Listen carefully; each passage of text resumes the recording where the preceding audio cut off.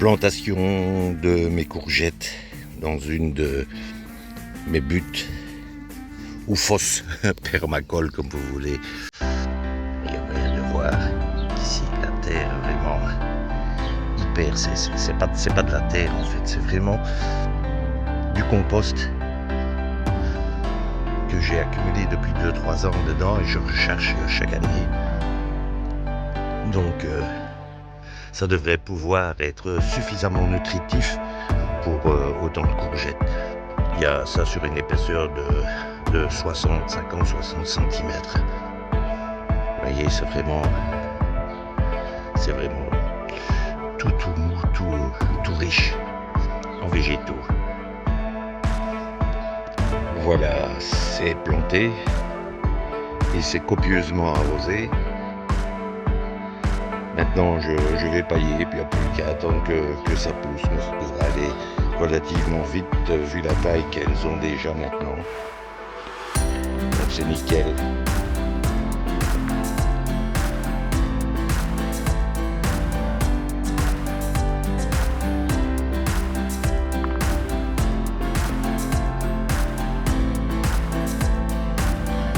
Je continue la plantation de mes cucurbitacées.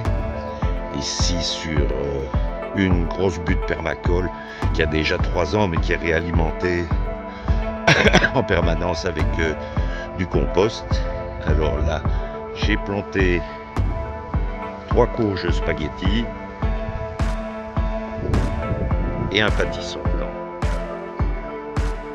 Donc ils sont assez proches, mais de toute façon, vu que c'est plein de nutriments, ça ne doit poser aucun problème, mais en plus de ça, elles peuvent courir tout autour de la butte également.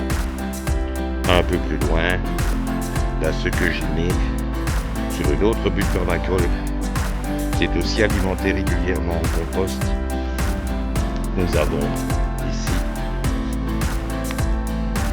4 potirons bleus de Hongrie. C'est une espèce que je fais chaque année qui fonctionne très bien, qui donne d'énormes courges bleu-gris. Et là, plus loin, nous avons des potirons orange. Voilà, ça va aussi remplir toute la butte dans quelques temps et grimper sur le grillage. Et je m'attends donc à avoir une très belle récolte de potirons et de courges. Et de courgettes.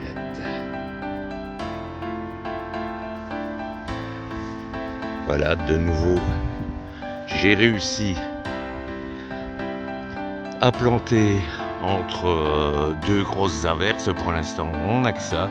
Et je répète, c'est toujours un avantage d'avoir les plantes qui sont élevées tout d'abord en serre et qui ont déjà atteint une certaine taille, parce que ça permet justement de pouvoir les planter à une période où il pleut beaucoup, ce qui n'est pas mauvais pour eux à partir du moment où le sol est bien protégé par une bonne couche de paillis.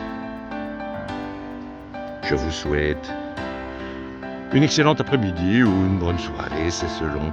Et à bientôt pour la suite de mes vidéos au potager de Roger.